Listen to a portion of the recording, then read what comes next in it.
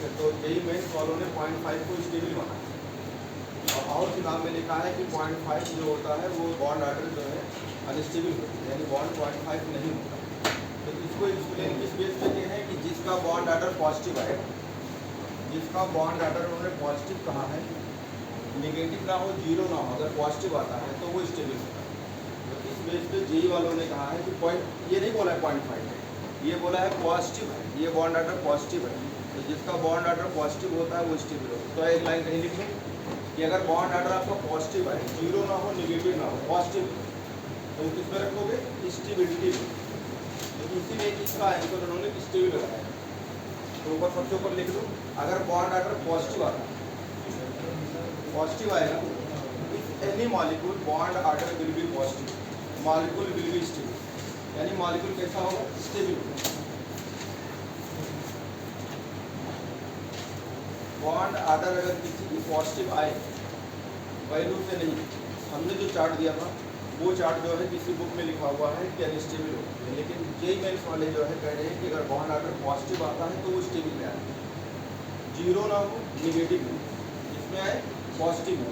तो ये 0.5 वैल्यू नहीं कहा, इसको पॉजिटिव माना, तो पॉजिटिव से ही इसका आंसर दे रहे हैं स्टेबल, इसको थर्ड में देंगे। तो आप भी याद रखिए, अगर कहीं जो है पॉजिटिव आए, हमारा जहाँ 0.5 लिखा है, अगर आप अभी आप गूगल पे देखेंगे तो उसमें दिया है कई क्वेश्चन में, और दिया ये भी कई आंसर दिया है कई तरीके से। तो इसको पॉजिटिव वर्ड यूज किया है कि पॉजिटिव आएगी तो स्टेबल। अभी सब एनसीईआरटी में है, इसमें आई, इसको अगर आप निकालेंगे तो हाइड्रोजन कितने इलेक्ट्रॉन? दो, तो 2 इलेक्ट्रॉन होगा। तो जब 2 इलेक्ट्रॉन होगा तो इसको ये कैसे बढ़ेंगे? सिग्मा 1 2 इलेक्ट्रॉन, बाकी वाले तो खाली पड़े। तो अगर आप ये चाहो तो लिख लो, 1H2 क्या हो जाएगा? जीरो, एंटी बॉन्डिंग वाला zero. Bond order, number of bonding कितना? 2, एंटी बॉन्डिंग 0, डिवाइड बाई 2, कितना आएगा बॉन्ड ऑर्डर? 1। इसमें आइए, इसी और को ले लीजिए, इसको ले लो। तो पृथ्वी में कितना? 5 बेरिलियम का कितना होता है? 5, 5 दूनी 10 है। ठीक, ये ट्रिक से भी लगा सकते हो, ठीक है। 4 इधर लिख दीजिए, जो बचे इधर लिख दीजिए, कल ट्रिक पढ़ा गया था, बॉन्ड ऑर्डर ट्रिक से निकाल दीजिए।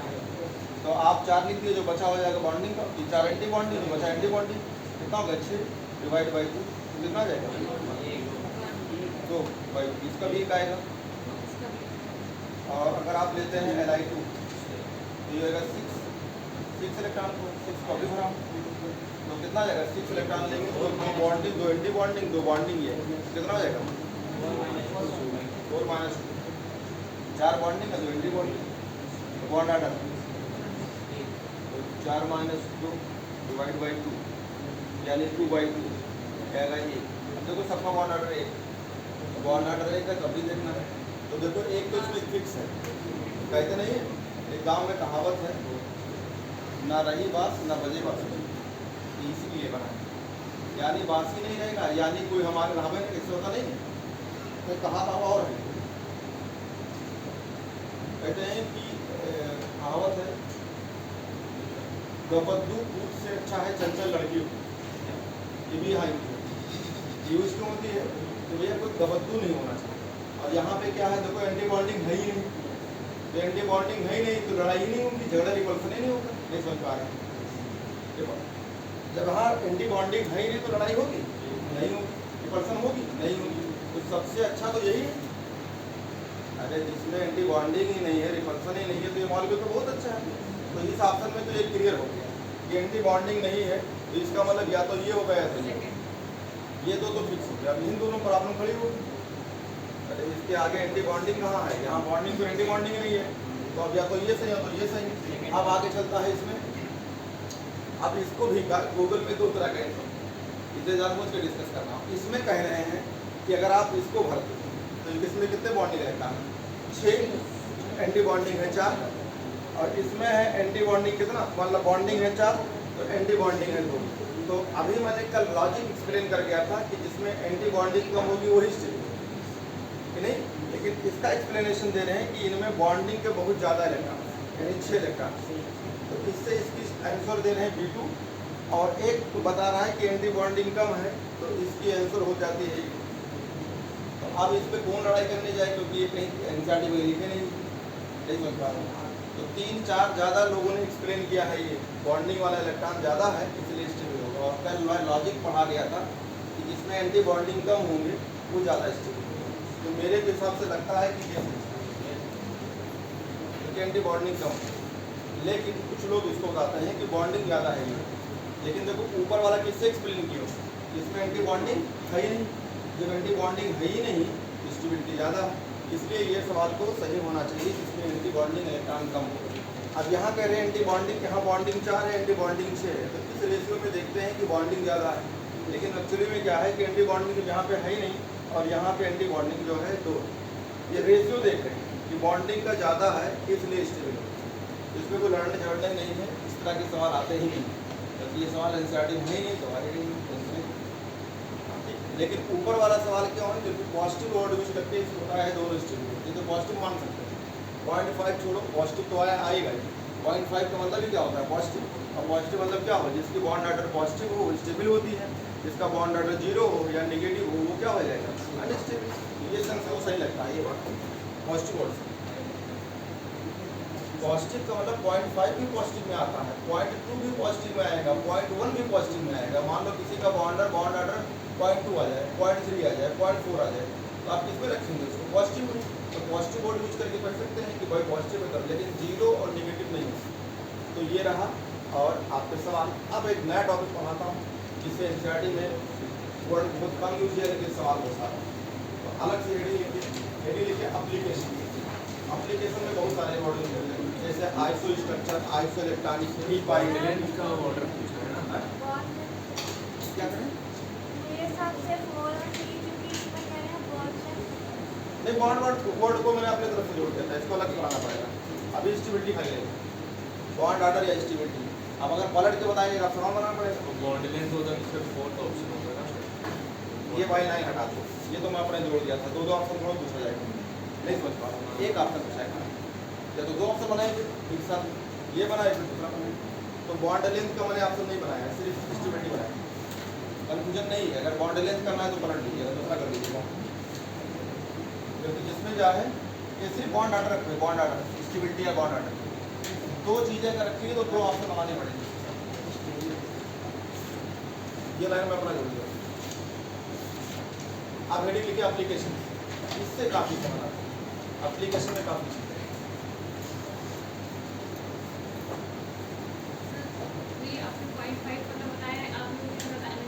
आप 0.5 वाले के आगे लिख लो, वहीं पे जहाँ चार्ट में लिख लो पॉजिटिव वैल्यू अगर देखी जाएगी तो पॉजिटिव से वहाँ पॉजिटिव में तो 0.5 आते आता है, तो क्या लेंगे, तो वहाँ लिख लीजिए पॉजिटिव में। जेई वाले कह रहे हैं कि पॉजिटिव वैल्यू यूज करके हम उसको स्टेबल मानते हैं, तो कोई सवाल इसमें है।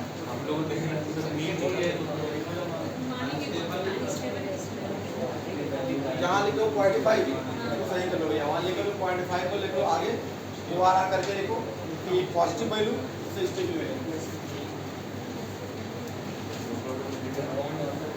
0.5 वर्ड ऑर्डर होता नहीं है, लेकिन वो पॉजिटिव वैल्यू से कहना पड़ेगा।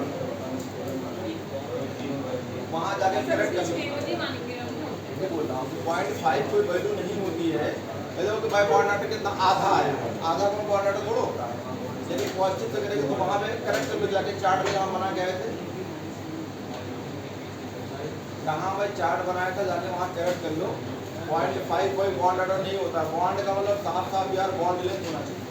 तो इसका मतलब है वहाँ लिख लो 0.5 के आगे लिख लो पॉजिटिव वैल्यू, उसको स्टेबल में करेक्ट कर।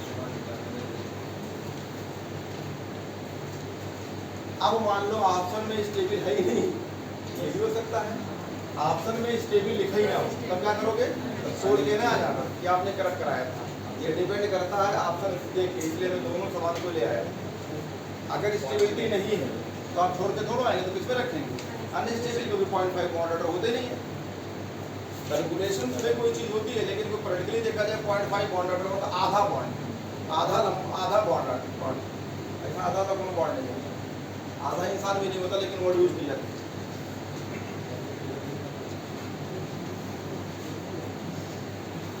इसकी कोई दिक्कत नहीं है। अब देखो एकदम कंफ्यूजन वाला सवाल आते नहीं है, आपको डायरेक्ट एनसीईआरटी आता है, एनसीईआरटी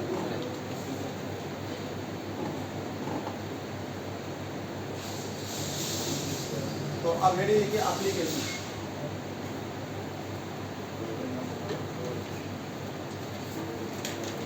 एप्लीकेशन में सबसे पहले कई साल से लगातार आ रहा था वर्ड एप्लीकेशन।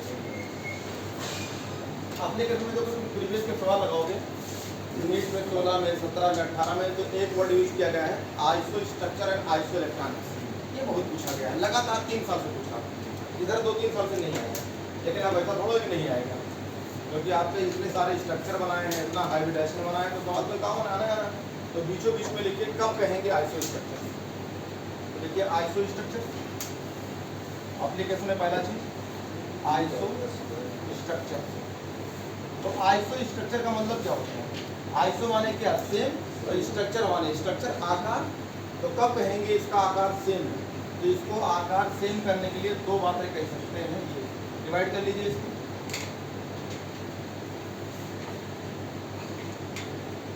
पहला चीज इधर लिखिए, अगर मॉलिक्यूल का शेप सेम, तो देखिए मॉलिक्यूल है सेम से, मॉलिक्यूल है सेम से, मॉलिक्यूल है सेम से। शेप समझते हो? ज्योमेट्री से जो शेप बन के आती है। और उधर लिखिए, अगर हमने कहा आइसो स्ट्रक्चर कब कहेंगे, तो अपनी भाषा में बोल दीजिए कि मॉलिक्यूल का शेप कैसा हो? सेम। दूसरा तरफ लिख लीजिए, देखिए सेम हाइब्रिडाइजेशन, हाइब्रिडाइजेशन भी एक्सप्लेन कर सकते हैं, कहेंगे सेम हाइब्रिडाइजेशन। एक वर्ड तो ये हो गया कि हाइब्रिडाइजेशन सेम हो। तो हाइब्रिडाइजेशन सेम कब होगी? साथ में लोन पेयर भी सेम हो। आगे लिखिए कामा लगा के, विथ, आगे लिखिए with same lone pair of electrons, with same lone pair of electrons, with same lone pair of electrons.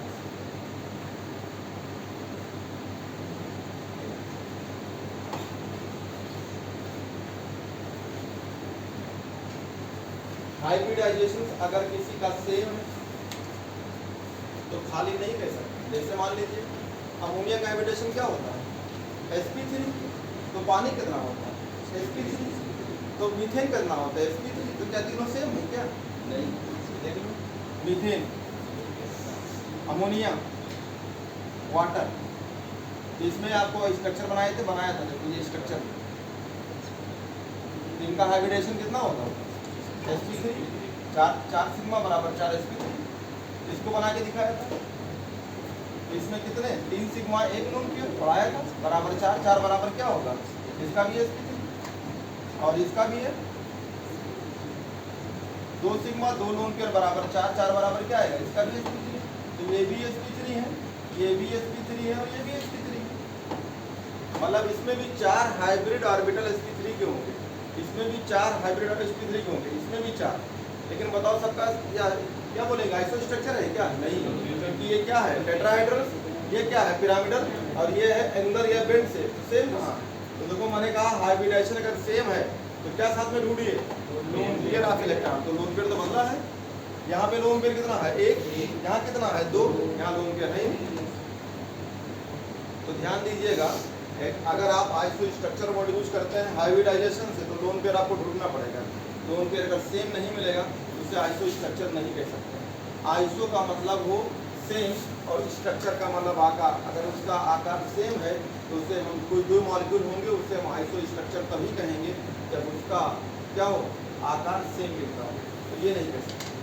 तो ये काफ़ी क्वेश्चन दिया है प्रीवियस में, मतलब आपके सवाल में पूछा हुआ है, तो ये नहीं कहेंगे। अब हम कब कहते हैं कि मॉलिक्यूल है सेम से? तो सेम से कब कहेंगे? जब उसको लोन पेयर ही ना हो। डायरेक्ट बनाइए, बताइए कि ये टेट्रा ज्योमेट्री है, तो ये भी जितने वाले ट्राइगोनल वाले हैं ऐसे करके। जैसे मान लीजिए ये, अब आपसे कहा कि BF3, आपसे मैंने कहा BCl3। देखो ये सब स्ट्रक्चर बना चुका हूँ, इसमें कितने होंगे? 3, और 3 इलेक्ट्रॉन से शेयर कर लेगा,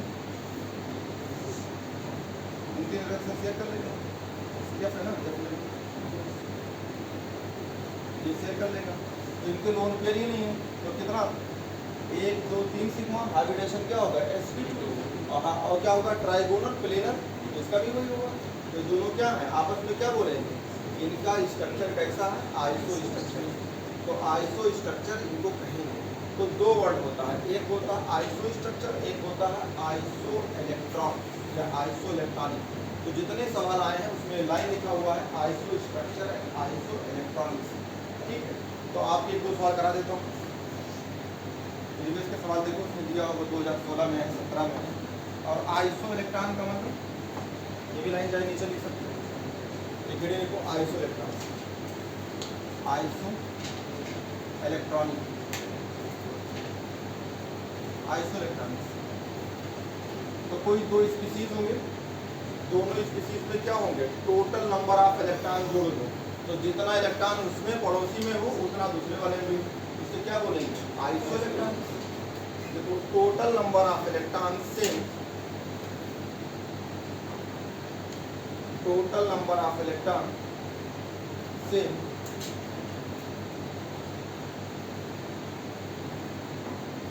इन टू डिफरेंट मॉलिक्यूल्स। कंपेयर करना होता है ना, तो दो मॉलिक्यूल देखिए, उसमें क्या होगा, total number of electron same in two different molecule. दो अलग अलग मॉलिक्यूल हों, उसमें अगर total number of electron same होते हैं तो उसे क्या बोलते हैं, आइसो इलेक्ट्रॉनिक्स। समझ में आ गया? जरा उसको लिखो, क्वेश्चन कराता हूँ। तो इसमें देखो ये एक साथ सवाल आया, हाइब्रिडाइजेशन या फिर आइसो इलेक्ट्रॉनिक एक साथ। तो 2016 में देखो, 17 में देखो, कई बार सवाल आ चुका है। तो हाइब्रिड ऐसी है, 17 में आया, 16 में आया, ये structure.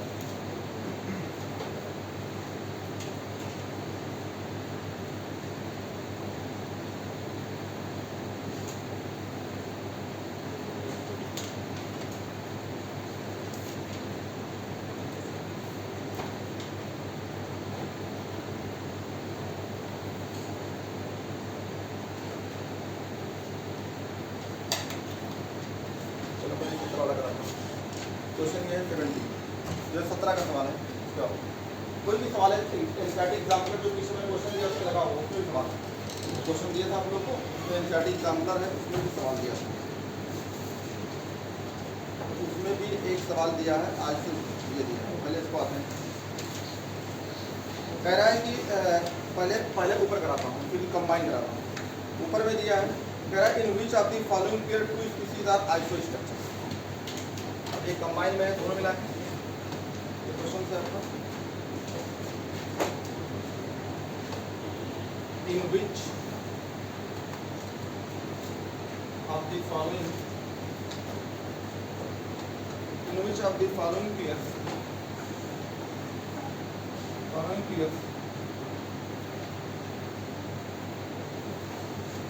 the two species are iso structural।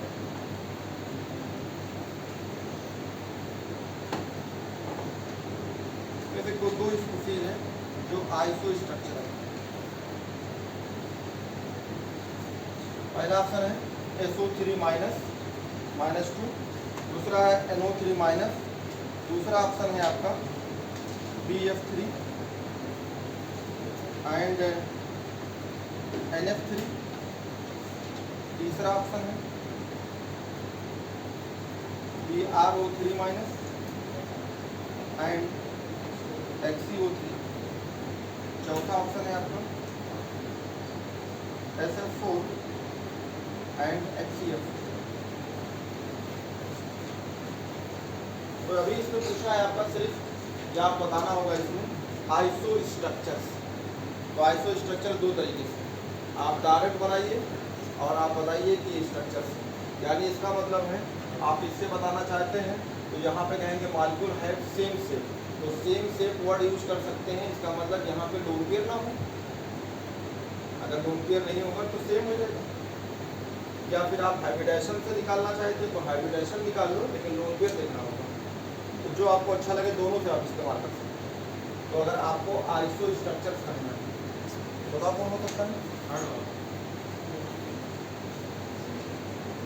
Iso structure word use करिए। तो ये तो मैं बना चुका हूँ, इसलिए क्योंकि इसमें जो है आपका ये तो आपका शीशा शेप है, पढ़ाया तो नहीं पढ़ाया। और ये कौन सा होता है, स्क्वायर प्लेनर, दोनों तो अलग हो गए। अरे पढ़ा चुका हूँ ये सब, तो चार्ट बनाया था एनसीईआरटी का, वो चार्ट से बना चुका हूँ। तो ये तो शेप अलग अलग हो गए, एक झूला है और एक कौन है, स्क्वायर प्लेनर है। झूला नहीं देख रहे हो क्या, मतलब यहाँ कोई बैठा होगा, यहाँ ऐसे बैठा होगा, इस तरह से डंडा लगा रहता है तो अपना आराम से, ये मान लो 50 किलो का है, 1 कुंटल का, समझ सकते कितना बढ़िया रहेगा। तो ये झूला ये वाला है। और ये जो है आपको बताया था स्क्वायर प्लेनर, ये तो दो चीज़ें पढ़ा चुका हूँ तो वही बताना। ये होता है स्क्वायर प्लेनर, यानी ये दोनों सेम होते हैं, लंबाई और चौड़ाई सेम होती है, तो ये तो नहीं होता। देखो ये भी पढ़ाया था, याद करिए, ये दोनों याद नहीं आ रहा है क्या? तो ये तो मैं पढ़ा चुका हूँ, NH3 और NF3, तो दोनों की स्ट्रक्चर कैसे थे, पिरामिडल, जबकि इसमें लोन पेयर है। अगर हाइब्रिडेशन से चेक करना चाहो तो इसका हाइब्रिडेशन कितना होगा, ये बोरान है और बोरान में 3F, तो ये 3F लोन पेयर है ही नहीं, तो इसका हाइब्रिडेशन क्या होगा, sp2। अरे 1 2 3 सिग्मा बराबर 3 बराबर sp2, तो इसको बोलते हैं ट्राइगोनल प्लेनर, इसका नाम है ट्राइगोनल प्लेनर। और इसका नाम क्या है, यह है N, तो नाइट्रोजन के पास बैलेंस इलेक्ट्रॉन 5 और इससे 3F हो जाएगा। तो देखो यहाँ तो मामला गड़बड़ हो गया, क्यों, क्योंकि 3 सिग्मा 1 लोन पेयर बराबर 4, 4 बराबर क्या हो गया, sp3। तो पहली बात तो सेम हाइब्रिडेशन ढूंढना था, तो हाइब्रिडेशन तो डिफरेंट हो गया, एक का sp3 है और एक का क्या है, sp2 में, तो हाइब्रिडेशन सेम है ही नहीं। तो आगे क्या करने जाए बताएं, लेकिन आप बताना चाहते हैं तो ये ट्राइगोनल प्लेनर है और ये लोन पेयर इसको धक्का देगा तो ये कहलाएगा लोन पेयर बॉन्ड पे रिपल्शन, और इससे बन जाएगी आपका पिरामिड, ये छूट जाएगा, तो छूट के फिर बन जाएगा ये ऐसे करके, ये ऐसे बन जाएगा, तो इसका नाम हो जाएगा पिरामिडल। तो इसमें तो एक हो गया ट्राइगोनल, एक है पिरामिडल, ये तो सेम कहाँ सेम है, अलग अलग है। एक अपना घर बनाया हुआ है पिरामिड की तरह और एक अपना घर बनाया है ऐसे त्रिकोण की तरह, ये दोनों अलग अलग सेम ये नहीं होगा। तो दो तो आपका ऐसे निकल गए, कौन, एक ये चला गया, एक ये निकल गया। अब आता है आपका ये और ये, इन दोनों में चेक करो। तो देखो आपको लग रहा होगा कि यार इसमें Br है, इसमें Xc है, बताने की दिक्कत नहीं, कोई दिक्कत नहीं, आप चेक कर लो। मैं ऊपर में कुछ कर देता हूँ, तो मैं अगर चेक करता हूँ ऊपर वाले की, तो देखो सल्फर, सल्फर कहाँ का, सल्फर के ऊपर ऑक्सीजन है, तो ऑक्सीजन का बैलेंस इलेक्ट्रॉन 6, तो सल्फर का भी 6, तो 6 में जो है आपने ये 6 इलेक्ट्रॉन दिखा दिया, 6 इलेक्ट्रॉन दिखा दिया। 6 में कितने पास आपके ऑक्सीजन है, ऑक्सीजन आपके पास है कितना, 3, तो मैंने ऑक्सीजन दिखा देता हूँ आपको, ये 6 इलेक्ट्रॉन, और एक ऑक्सीजन ये दिखा दिया 6 इलेक्ट्रॉन। तो देखो दो नेगेटिव है, तो हम एक ऑक्सीजन को इसको दे दें और एक इसको दे, उसके पास 7 इलेक्ट्रॉन हो गया, तो 7 हो जाएगा, तो एक इलेक्ट्रॉन इससे शेयरिंग कर लेगा, एक इससे शेयरिंग कर लिया, यानी इसका भी आर्ट पूरा हो गया, इसका भी आर्ट पूरा हो गया। अब क्या बचा आपके पास, लोन पेयर। तो देखो ये लोन पेयर एक यहाँ रख दिया और एक यहाँ, क्योंकि इसके पास 6 इलेक्ट्रॉन होता है, तो एक ऑक्सीजन से ये शेयर कर लेगा, डबल बॉन्ड बना लेगा, क्योंकि बियॉन्ड सेकंड पीरियड का है, और बियॉन्ड सेकंड पीरियड वाले ये 8 इलेक्ट्रॉन से ज़्यादा रखते हैं। तो देखो ये आपका बन गया, क्या बन गया, तो इसमें क्या है, 1 सिग्मा 1 पाई, किसको आप लेते हैं सिर्फ सिग्मा को, नॉट पाई, तो और चेक करते हैं हाइब्रिडेशन, तो 1 2 3 सिग्मा और एक लोन पेयर बराबर 4, तो 4 बराबर इसका हाइब्रिडेशन कितना हो गया, sp3, इसका हो गया sp3। अब उसको चेक करते हैं, ये रहा नाइट्रोजन, नाइट्रोजन के पास बैलेंस इलेक्ट्रॉन 5, तो बैलेंस इलेक्ट्रॉन 5 दिखा दिया, और ऑक्सीजन के पास बैलेंस इलेक्ट्रॉन होता है 6, तो ये 6 दिखा दिया, ठीक है। और कितने आपके पास ऑक्सीजन है, 3 है ना, तो एक तो इसको कर दिया, एक निगेटिव इसको दे दिया, अरे एक ऑक्सीजन लिया और एक निगेटिव दे दिया, तो इसके पास 7 इलेक्ट्रॉन हो गया, 6 था 7 हो गया, इसका ऑक्टेट पूरा हो गया। अब इसके पास कितना बचा, क्योंकि इसके पास 5 था, एक इधर से ले लिया 6, अब क्या करेगा, अब आप चाहो तो यहाँ पे ऑक्सीजन से बना दो बॉन्ड, तो देखो ये 2 बॉन्ड तो ऑक्सीजन के साथ चला गया, ये तो ऑक्सीजन का भी पूरा हो गया। अब ये क्या करेगा, अपना ये लोन पेयर इस ऑक्सीजन को दे सकता है, क्योंकि नाइट्रोजन का क्या हो गया कंप्लीट, ये तो ये हो गया लेबे और ये हो गया ला, पढ़ाया था डोनर एटम है तो लुईस बेस है, ये लुईस एसिड होगा, ये सेकंड पीरियड का है, ये लोन पेयर अगर बॉन्ड हटेगा तो सिंगल बॉन्ड में कन्वर्ट हो जाएगी, तो सिंगल बॉन्ड में कन्वर्ट होगी तो क्या बन जाएगा, आप चेक कर लो चाहो तो, देखो 2 इलेक्ट्रॉन, ठीक है, और 2 देखो इसके पास 5 था ना, तो 2 2 4 1 5, एक इधर से लिया 6, इधर से लिया 7, इधर से लिया 8, इसका ऑक्टेट पूरा। और सेकंड पीरियड को पढ़ाया था कि 8 इलेक्ट्रॉन से ज़्यादा नहीं बना सकते, तो 8 इलेक्ट्रॉन हो गया, और 8 इलेक्ट्रॉन हो गया तो ये कंप्लीट हो गई, तो ये देखो स्ट्रक्चर आपका सही है। यहाँ पे तो डबल बॉन्ड ही रहेगा, ये डबल बॉन्ड ही ऊपर रहेगा, तो डबल बॉन्ड यहाँ दिखा दिया, और और इसका लोन दिखा दिया। ये जो सेकंड पीरियड का है तो कोऑर्डिनेट बॉन्ड पढ़ाया था, coordinate bond is nothing, coordinate bond is covalent bond, covalent bond में कन्वर्ट कर दिया। तो देखो इसके जो 6 इलेक्ट्रॉन से कोई मतलब नहीं है, 2 इलेक्ट्रॉन था, एक इसको चला गया, एक अपने पास ही बन गया। अब बताइए सेंटर के पास लोन पेयर है नहीं, खत्म हो गया, कंप्लीट एकदम। और आप चाहो तो दिखा सकते हो इसके पॉजिटिव और इसके निगेटिव, क्योंकि जब देता है तो अपना एक इलेक्ट्रॉन इसको दिया, देखो इसका इलेक्ट्रॉन, ये वाला इलेक्ट्रॉन किसका है, नाइट्रोजन का, तो आप यहाँ दिखा सकते हैं एक निगेटिव भी और ये पॉजिटिव। सही स्ट्रक्चर ये होता है। अब कितना सिग्मा, 1 2 3 सिग्मा, पाई को लेते नहीं, इसमें एक सिग्मा है और एक पाई है तो पाई नहीं लेते हैं। इसका मतलब कितना, 1 2 3 बॉन्ड और तीनों सिग्मा है, दोनों के है नहीं, तो हाइब्रिडेशन क्या हो गया इसका, sp2। तो देखो इसका हाइब्रिडेशन क्या है, sp3, इसका हाइब्रिडेशन क्या है, sp2। दोनों में फर्क, इसमें 3 ही बॉन्ड है, अरे 3 सिग्मा है तो कैसा स्ट्रक्चर है, ट्राइगोनल प्लेनर। इसका नाम क्या हो जाएगा, अरे इसमें 3 बॉन्ड खाली है, उनको 4 दिख रहा है, पाई बॉन्ड को नहीं कैलकुलेट करना, पढ़ाया था जब थ्योरी पढ़ाया था तो बताया था, अगर मल्टीपल बॉन्ड या डबल बॉन्ड हो तो उससे बॉन्ड कैलकुलेट नहीं करते हैं, किसमें, हाइब्रिडाइजेशन या बेस पर थोड़ी पढ़ाया, याद करिए, भूल के लगा। तो ये रिपल्सन पैदा होगी, तो ये 3 बॉन्ड जो है तीनों सिग्मा वाले आपस में झुक जाएंगे, तो इसका शेप कैसा होगा, पिरामिडल। तो ये जस्ट लाइक अमोनिया, ये जस्ट लाइक NH3, तो इसका जो होगा पिरामिड की तरह होगा, पिरामिडल। और इसका क्या है, sp2 है, कोई लोन पेयर, तो इसका नाम क्या होगा, ट्राइगोनल प्लेनर, इसका होगा ट्राइगोनल प्लेनर। तो ये तो दोनों अलग अलग हो गए, तो ये भी नहीं है, ये स्ट्रक्चर दोनों सेम नहीं है, तो क्या बचा आपका, BrO3 माइनस और एक बचा MCO3, तो इसको बना देते हैं।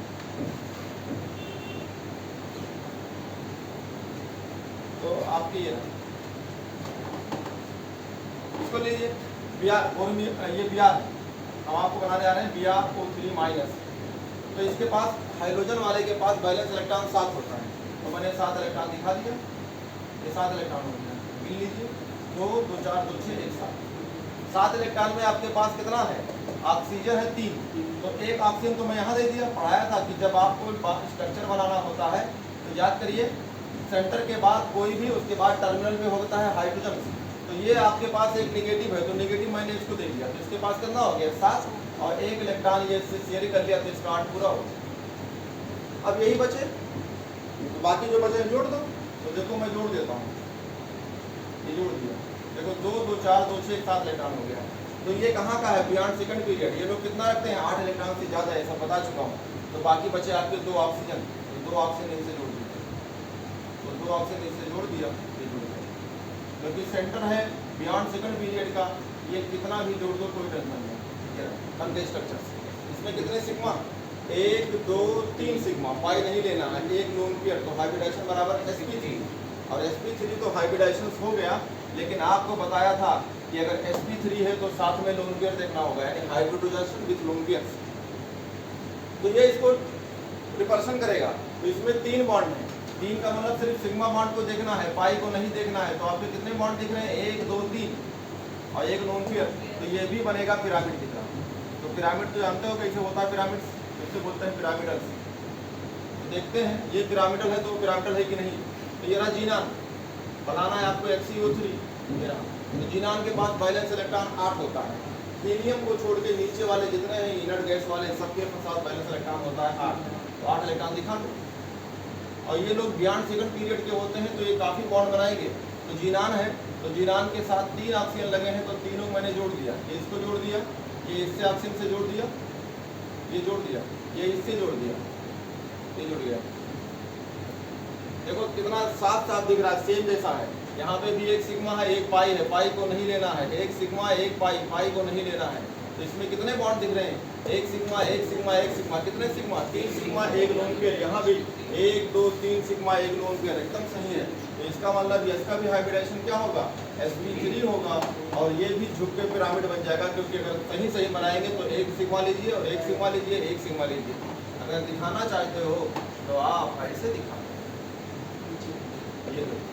ये झुकेंगे तो कैसे बनेंगे, इसका नाम होगा लोन पेयर बॉन्ड का रिपल्सन, तो पिरामिड की तरह होगा, तो पिरामिडल हो जाएगा। तो देखो मैंने यहाँ क्या बताया, हाइब्रिडाइजेशन सेम, हाइब्रिडाइजेशन सेम और same number of lone pairs, इसका मतलब ये आइसो स्ट्रक्चर्स हैं, तो आप बना सकते हैं इसको। तो ऐसा हो जाएगा थर्ड। ये आ चुका है 3 साल से लगातार आया है अलग अलग मॉलिक्यूल के, ये मत सोचिएगा कि नहीं आएगा। जिस दिन तुम सोच लोगे नहीं आएगा उसी साल एग्जाम में रखा रहता है, और उसी साल में साल गिनो खाली, जब अगला साल आएगा तो कहाँ गएगा। इसीलिए जो मिल जाए उसको सीखना है, और जहाँ प्रॉब्लम होती है वहाँ मैं खुद बताता हूँ कि एग्जाम में नहीं आएगा, क्योंकि जहाँ पे खुराफात होती है वो सवाल नहीं पूछते ही नहीं है। अब 19 से तो पूछते ही नहीं है ना, अब आप उसी लगे रहोगे तो फिर ठीक। कल एक बच्चा है कहाँ, मतलब मैं नहीं पढ़ाया हूँ, तो मैंने पढ़ाता तो मैंने लिख देता हूँ, मेरी आदत है ना, मैं किसी फर्जी फोटो छापता हूँ ना कभी मिलता हूँ, अपने के लिए छापता हूँ, दूसरा को छोड़ो। कई साल में किया हुआ, कई साल में 5 साल, 3 साल कहाँ गया, 3 साल इसी हजरत गंज ने क्या क्या बर्बाद किया। वो 3 साल जानते ही नहीं था कि एनसीईआरटी को पढ़ाता है, बता रहा था कि हमने कहा तुम इतना अपडेट कैसे हो, मैं तो तुरंत पकड़ लेता हूँ, हाँ एनसीईआरटी पढ़ाया था। हमने कहा यार तुम कैसे एनसीईआरटी बोल रहे हो तो हमने कई साल कमाए, तो बोला 5 साल। फिर हम तो झूठ तो बोल नहीं पाता, तुरंत पकड़ लेता हूँ, मैं बात करते करते पकड़ लेता हूँ, तो आदमी झूठ नहीं बोलेगा। तो हमने कहा तुम्हारा 3 साल का गया, तो कह रहा हजरत गंज टीचर ने बर्बाद किया, इससे बात कर रहा था। तो हमने कहा तो एनसीईआरटी कैसे जान पाए पढ़ा जाता है, अगर आप 2 साल से जान पाए कि एनसीईआरटी ही आप पढ़ा जाता है, उसके अलावा नहीं। तो 3 साल तो हमें लोगों ने बर्बाद कर दिया। 2 साल हमने ढंग से एनसीईआरटी पढ़ा है एकदम घुस घुस के, और आज मंजिल यहाँ पे। तो वो भी फिर बोला कि हम इनऑर्गेनिक ऑर्गेनिक पढ़ेंगे, तो हमने कहा 50 पे 50 तुम्हारा सही होना चाहिए, गलत कहाँ हुआ, तुम्हें 700 नंबर लाना चाहिए। तो कहा कि फिजिकल के अभी भी टीचर बोल रहे हैं कि सवाल नहीं आता है, और आप दिखा रहे हैं मेरा।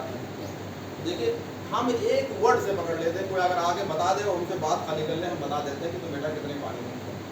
क्योंकि मुझे कई लोगों ने मिला था कि वो इंटरमीडिएट करके आए थे सीबीएसई बोर्ड पे, उनके इंटर में एग्जाम नंबर आए थे 450, और गंज में तैयारी कर ले उनके नंबर 300 250 फिर ऐसे 200 तक आ गया। क्योंकि यहाँ कोई एनसीईआरटी नहीं, कोई नहीं पढ़ाता है। अगर बर्बाद होना है तो देख लो कोचिंग करके इनके अगल बगल नहीं बिठा दे इसको। जितना बैग टांग के घूमते हैं ना, इनको सिर्फ शॉक की जरूरत है, अगर लगा दिया जाए सही से तो सही लाइन दिया जाएगी। क्योंकि देखिए जब भी आपको दिमाग लगाना है तो ये लगाना ये सवाल कैसे निकलेगी। तो आप पहले आइसो स्ट्रक्चर, तो आपके दिमाग में आइसो स्ट्रक्चर का मतलब क्या होता है, स्ट्रक्चर सेम, तो सेम से कहाँ बता पाएंगे। तो एक तरीका है कि आप सेम बता दीजिए। तो सेम का मतलब है आप डायग्राम बनाइए विदाउट लोन पेयर वाले में। तो आपको एक चार्ट पढ़ाया था, दो हिस्से में बांट किया था। एक तरफ कहा था कोई लोन पेयर नहीं है, खाली बॉन्ड, और एक तरफ पढ़ाया था जिसमें लोन पेयर और साथ में बॉन्ड भी था। तो लोन पेयर अगर बॉन्ड देखना है तो आपका ये लाइन बतानी होगी कि हाइब्रिडाइजेशन सेम मिले उतने ही नंबर के लोन पेयर। तो इस तरीके से होगा। अगला सवाल,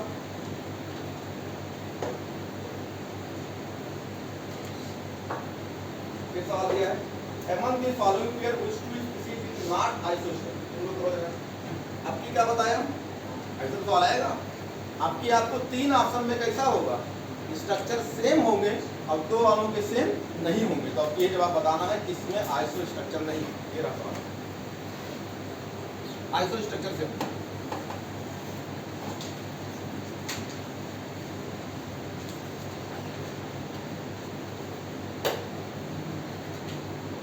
among the following pair,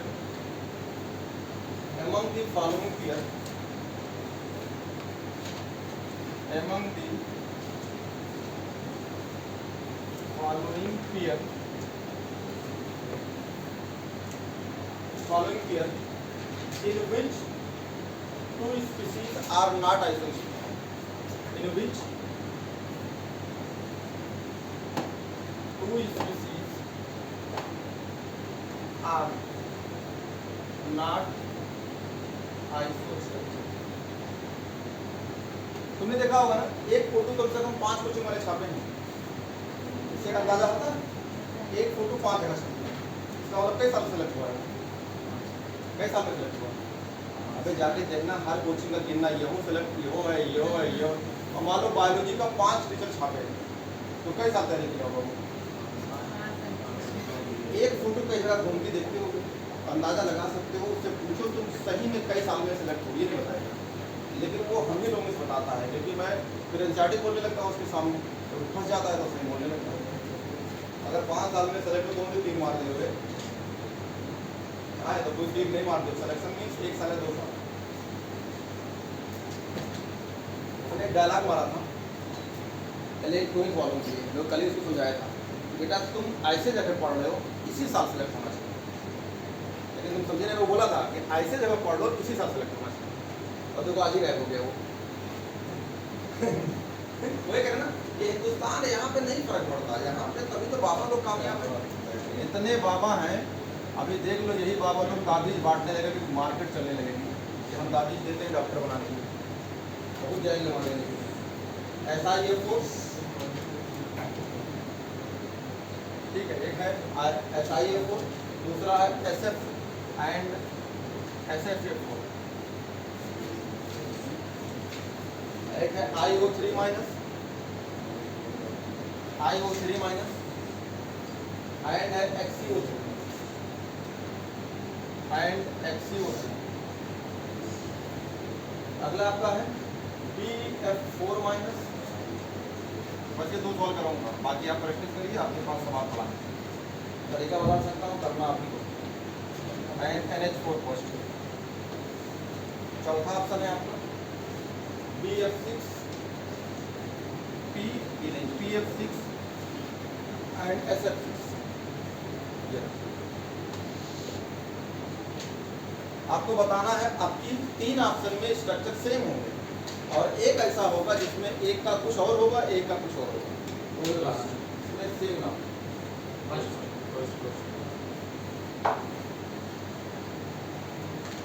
लगाओ दिमाग लगाओ, सबके सब बोलो। नॉट आइसो स्ट्रक्चर, जिसके स्ट्रक्चर सेम ना हो वही जवाब देना।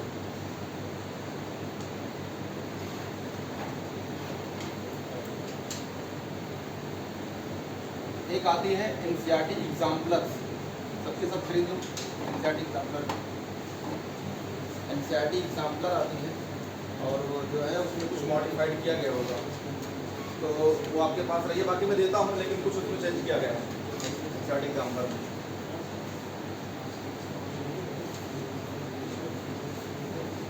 तुम दोनों नहीं बता रहे हो क्या? हमने पढ़ा लो, तो कुछ लड़के हमसे बोलते थे क्या करते, मनन करते हैं, कैसे मनन करते थे, नवंबर में या दिसंबर में रजाई ओढ़ के मनन करते थे, तो मनन करते करते सुबह आप सुनते थे, तो मनन ना करो इसको, जो है देखो हमारे पास भीड़ तभी लगेगी तुम ही लोग जब मेहनत करोगे, नहीं तो मनन करते रहोगे तो हम भी मनन करते रहेंगे, मन की बात करेंगे।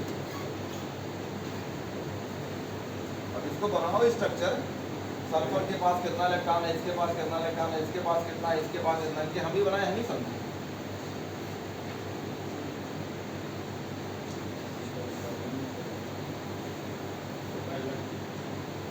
और लोग बताओ, थोड़ा बताओ।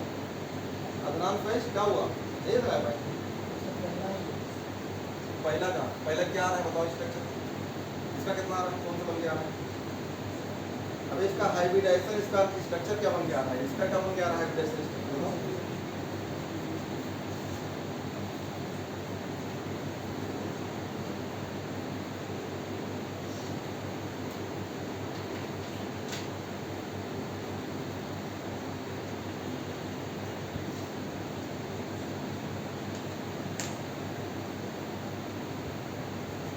ये SI है तो कार्बन के नीचे सिलिकॉन है, हम ही बताएं, हम ही बताएं क्या करना है। तो सिलिकॉन है तो सिलिकॉन के पास बैलेंस इलेक्ट्रॉन 4 होगा, अगर 4 है तो 4F होगा, तो 4F होगा, तो F के पास 7 इलेक्ट्रॉन, तो 7 इलेक्ट्रॉन दिखा दो, नहीं दिखाना तो मत दिखाओ, कोई दिक्कत नहीं, बता चुका हूँ, ये से पढ़ा दो 7 इलेक्ट्रॉन, ये इससे जुड़ जाएगा, ये इससे जुड़ जाएगा, ये इससे जुड़ जाएगा, इनसे कोई मतलब नहीं पड़ोसी, खाली ये मतलब इसके मतलब सिलिकॉन था, सिलिकॉन मतलब कार्बन, कार्बन का सिलिकॉन जो है कार्बन से नीचे रखा है, तो इसके पास 4 सिग्मा है, यानी इसका मतलब चारों सिग्मा है, कोई लूप नहीं है, तो जो इसका स्ट्रक्चर बनेगा, जो इसकी ज्योमेट्री बनेगी वही तो होगी, शेप कहलाएगी। तो कितने हैं 4, तो 4 बराबर क्या बोलेंगे, टेट्राहेड्रल। टेट्राहेड्रल और टेट्राहेड्रल जो होता है इसका हाइब्रिडाइजेशन जो होगी 4 सिग्मा मतलब इसकी। अब यहाँ पे आते हैं, तो यहाँ पे सल्फर है, सल्फर के पास कितना बैलेंस रहता है, सल्फर के पास है 6 में जो है 2 चला जाएगा एक्सियल पे, पढ़ाया था, तो चला गया स्पेशल, और ये आप चलेंगे इक्वेटोरियल, तो 3 ये है आपकी इक्वेटोरियल। तो यहाँ पे बन जाता है सीसा से, क्योंकि इसका रिपल्सन पैदा करेगी, उसके बाद जो है ये इसको बैलेंस कर देगा, यहाँ से गायब हो जाएगी। इसको मैं कई डायग्राम बनाया था, एक ये बनाया था और एक ये भी बनाया था, दोनों स्ट्रक्चर एक ही। देखो ये सही सही झूला लगता है, अगर ये पुश करेगा तो ये नीचे से फूटा लगा है, फूटा मतलब ये बैलेंस कर देगा, तो सीधा झूला लगता है। तो ये हो गया झूला और ये हो गया आपका टेट्राहेड्रल। इसमें हाइब्रिडाइजेशन देखिए अलग अलग आएगा, क्या अलग अलग होगा, 1 2 3 4 5, यानी 4 सिग्मा बराबर 1 लोन पेयर बराबर 5, 5 बराबर क्या होता है sp3d। देखो इसका है sp3, इसका है sp3d, तो हाइब्रिडाइजेशन से ही आपको अलग अलग है, तो इसका मतलब मामला अलग अलग होगा। तो अगर आप कभी कभी ना जान पाइए तो हाइब्रिडाइजेशन अलग अलग निकाल लीजिए, लेकिन अगर हाइब्रिडाइजेशन सेम आ रहा है तो लोन पेयर जाके देखना पड़ेगा, बराबर हो जाएगा, तो यही हो जाएगा। बाकी आप किसी को चेक करेंगे, देखो ये तो बनाया था भी और ये भी वही है। देखो एक अगर इसको तुम बनाना चाहो तो सेम है, ये तो बना दिया ना, ये क्या बना था पिरामिडल, सभी तो बना के आया हूँ, ये देख लो आयोडीन। तो आयोडीन के पास जो है बैलेंस इलेक्ट्रॉन कितना 7, तो 2 2 4 2 6 1 7, और इसमें ऑक्सीजन है 3, तो 3 ऑक्सीजन है, तो एक ऑक्सीजन मैंने यहाँ दे दिया, ऑक्सीजन के पास बैलेंस इलेक्ट्रॉन है 6, तो और एक निगेटिव दे देंगे तो इसका पूरा हो गया, एक से जुड़ गया, कंप्लीट हो गया।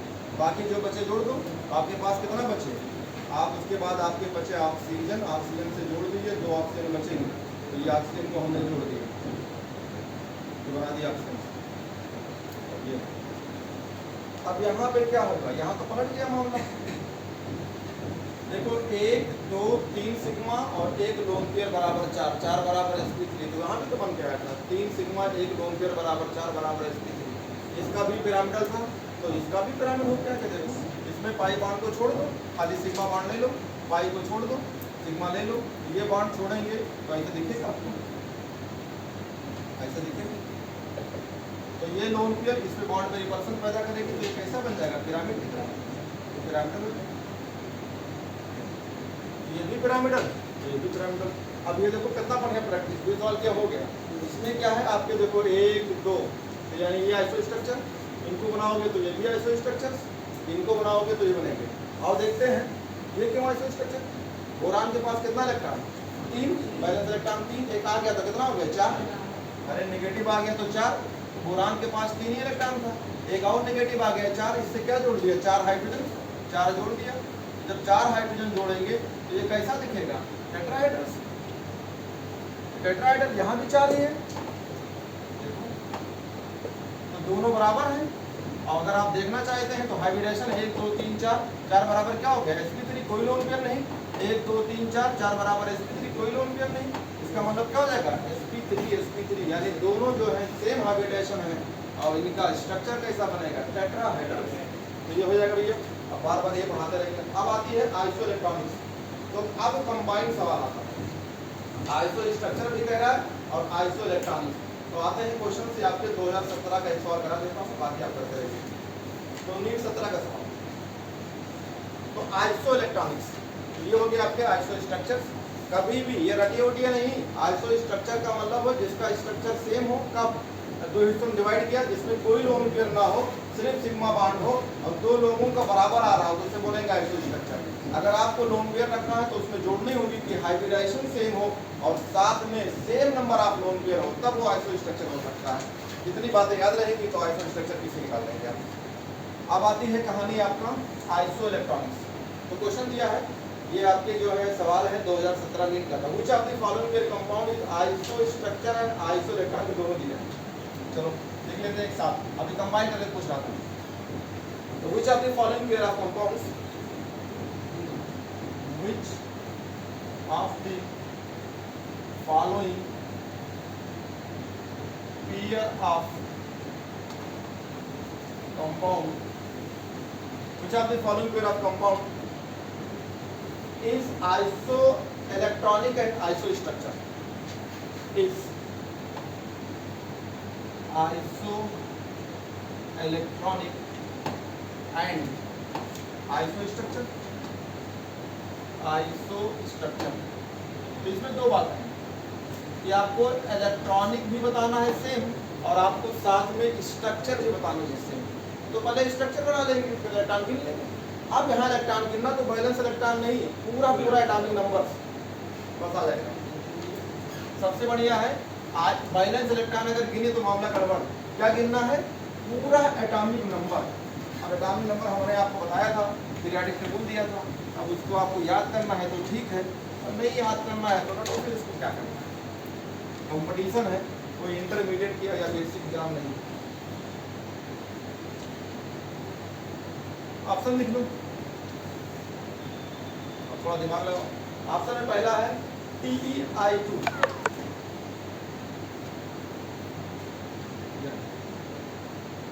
And HCF2 IBr2 minus IBr2 minus and HCF IBr2 minus and HCF। Third option है IF3 और HCF2। अगला है आपका PeCl2 और साथ में दिया है आपका HCl। देखो जब एग्जाम में जाओ ना, एग्जाम देने, तो आपको सबसे पहले ये देखना होता है कि क्वेश्चंस कहाँ से करें। तो सबसे सिंपल सवाल किया, सबसे आसान सवाल, और उसमें समय ना लगे, मतलब सेकंडों में करके का उसको भर लिया। अब ऐसे मान लो कि तुम्हें लग रहा है यार PE पता नहीं इसका डालने नंबर क्या, तो काहे वहाँ कर रहे हो, वहाँ करो ना जहाँ आपको लगे आसान। जरूरी थोड़ा कि पहले ऑप्शन देखें, second option, third option, fourth option. अब जब ये चीज़ें होती हैं, जब कहीं कभी कभी ऐसा सवाल आता है कि मुझे इसमें 2 ऑप्शन नहीं पता है, तो आप सिंपल से करना स्टार्ट करो, 2 ऑप्शन अपने आप आंसर निकल के आ जाएंगे। लेकिन आपको चारों नहीं पता है, तब आप थक्कड़ बक्कड़ करिए, कोई जिस पे हाथ रख जाए वही लगा चले जाएगी। क्या करना, लगाना तो पड़ेगा ना, क्योंकि नहीं लगाओगे तो फिर नंबर कैसे दिखाओगे। अब जैसे अकड़ बक्कड़ करोगे वैसे नंबर जानते हो। अभी मेरे पास तो मैसेज आया था, मतलब कितने 11 लाख कुछ लोग पास ही नहीं हो पाए, यानी 104 नंबर और 140 नंबर, यानी 140 जनरल वाले हैं और 104 नंबर कौन से वाले हैं, OBC मतलब SC ST वाले हैं। और 140 नंबर लाना था जनरल को और OBC को, और SC ST वाले जो ये वाले हैं। सोचो 11 लाख से ज़्यादा लोग हैं जो इतना नंबर नहीं लाए। 11 दूना 22 लोग, 22 लाख लोग बैठे थे, इसमें 11 लाख लोग पास हैं। उसमें से भी अगर ये 11 लाख लोग हैं तो 2 लाख लोग तो खाली SC ST वाले होंगे जो 104 नंबर नहीं लाए। तुम खुद अंदाजा लगाओ कितनी कंपटीशन कम है। उसमें से जो 11 लाख लोग लाए हैं, उसमें से भी कम से कम मान के चलिए कि 7 लाख लोग जो है 200 नहीं क्रॉस किए, 200 नंबर नहीं लाए होंगे। यानी सिर्फ कंपटीशन जो है वो 3-4 लाख लोग की इसमें, बहुत होगी मैक्सिमम 5 लाख, और सब के सब बेकार है, किसी लायक नहीं, क्वालिफाई नहीं करते। 11 लाख लोग पास नहीं है यार, पास वर्ड होती है। कभी अंदाजा लगाइएगा, ये फॉर्म पे मत जाओ, ये सब वही वाले हैं BSc करते हैं, खेती करते हैं, चड्ढा पहन के घूम रहे हैं, फॉर्म भर देते हैं। अब बताओ रिक्शा चला रहे हो, चड्ढा पहन फॉर्म भर दो, उससे क्या मतलब। लेकिन हाँ, अगर फॉर्म ना भरें तो गवर्नमेंट को फायदा कहाँ से होगी, कई करोड़ तो गवर्नमेंट कमा लेती है, कितना कितना करोड़ कमा लेती है। ठीक है, तो बहुत कमाई होगी, बताओगे। सेकेंड वाला तो जो है अब चेक करते हैं इसमें। जैसे मान लीजिए हमको बताना है आपका कि आइसो स्ट्रक्चर और आइसो इलेक्ट्रॉनिक, तो पहले स्ट्रक्चर बता चुका हूँ, तो स्ट्रक्चर में फटाफट तो जैसे मान लो हम इसको चेक करते हैं, तो BE हो गया, ये Cl हो गया, ये Cl हो गया, यहाँ पे Xc है और ये F हो गया। यहाँ पे लोन पेयर है क्योंकि इसके पास इलेक्ट्रॉन 8 होता है, तो 2 तो चला गया शेयरिंग में, तो अभी तो 6 बचेंगे, नहीं बचेंगे, तो 6 इलेक्ट्रॉन ये हो गया। याद करिए, तो मैंने HCF2 और HCF4 पढ़ाया था तो कुछ गड़बड़ बताया था। जब पढ़ाया था रेगुलर ज्योमेट्री और इरेगुलर ज्योमेट्री में, जब आपको डायपोल मोमेंट पढ़ाया था तब ये बात बताया था। तो यहाँ पे क्या होगा, इनके बीच में रिपल्सन पैदा होगी, और रिपल्सन पैदा होने के बाद रिजल्टेंट जाएगा, और ये रिजल्टेंट इससे कैंसिल कर देगा, तो इसका शेप लीनियर आती है। याद करिए, लीनियर भूल के होंगे, इतना दिन हो गया, तो इसका शेप लीनियर था, सब पढ़ा चुका हूँ, लीनियर था। इसका भी क्या होगा, ये भी है ना, ये भी, तो इसका भी लीनियर है। यार एक चीज तो क्लियर हो गया, ये दोनों कैसे हैं, इसमें तो लीनियर मिल रहे हैं आइसो स्ट्रक्चर्स। अब आप चलते हैं इलेक्ट्रॉन गिनने, इलेक्ट्रॉन गिनते हैं, तो बेरिलियम में टोटल इलेक्ट्रॉन कितना होता है, टोटल बैलेंस नहीं, तो बेरिलियम का टोटल इलेक्ट्रॉन होता है, आपको बताओ कितना, 4। तो 4 तो पूरा इसका हो जाएगा, अरे बैलेंस से क्या मतलब, मैं तो आइसो इलेक्ट्रॉन गिनना है, तो 4 हो गया इसका।